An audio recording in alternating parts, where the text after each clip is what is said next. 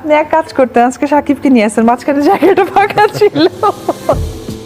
সম্পর্কটা আজ অতীত বলে গণ্য করলেও পছন্দের মানুষটাকে আজও কতটা ভালোবাসেন অপু বিশ্বাস, যার অতুলনীয় বাস্তব চিত্র তিনি নিজেই। এক সম্পর্কের উপরে নিজেকে বহাল রেখে এখনও সাকিবের প্রতি প্রেম নিবেদন করেন অপু বিশ্বাস, যে বিষয়টি আসলেই অত্যন্ত প্রশংসনীয়। আর সেই ধারাই যেন বহাল রাখলেন সম্প্রতি আরও একটা সাক্ষাৎকারে।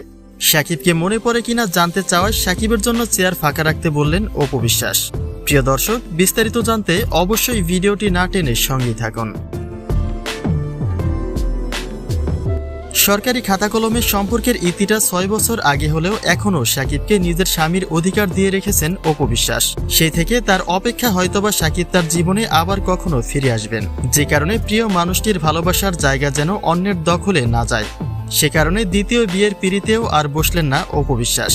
যদিও তার জীবনে সাকিবের সেই ফিরে আসার একটা সম্ভাবনা তৈরি হয়েছে বলেই মনে করা হয়, তবে অপু যে সর্বদা সাকিবেরই আছেন সেই প্রমাণটা তিনি আবারও দিলেন। সম্প্রতি একটা সাক্ষাৎকার ভিডিও চিত্রে অপু বিশ্বাস বেশ আলোচনা তৈরি করেছেন।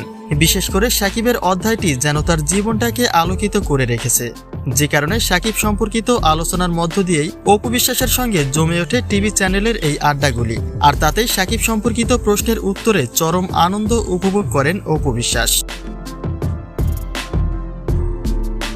অপুকে প্রশ্ন করা হয়েছিল সাকিবকে আসলে এখনো তিনি কতটা মিস করেন, যার উত্তরে মুক্তা ঝরা হাসিতে অপু আরও একটা বাড়তি চেয়ারের কথা বলেন এবং এটাও বলেন এই অনুষ্ঠানে সাকিব থাকলে আরো ভালো হতো।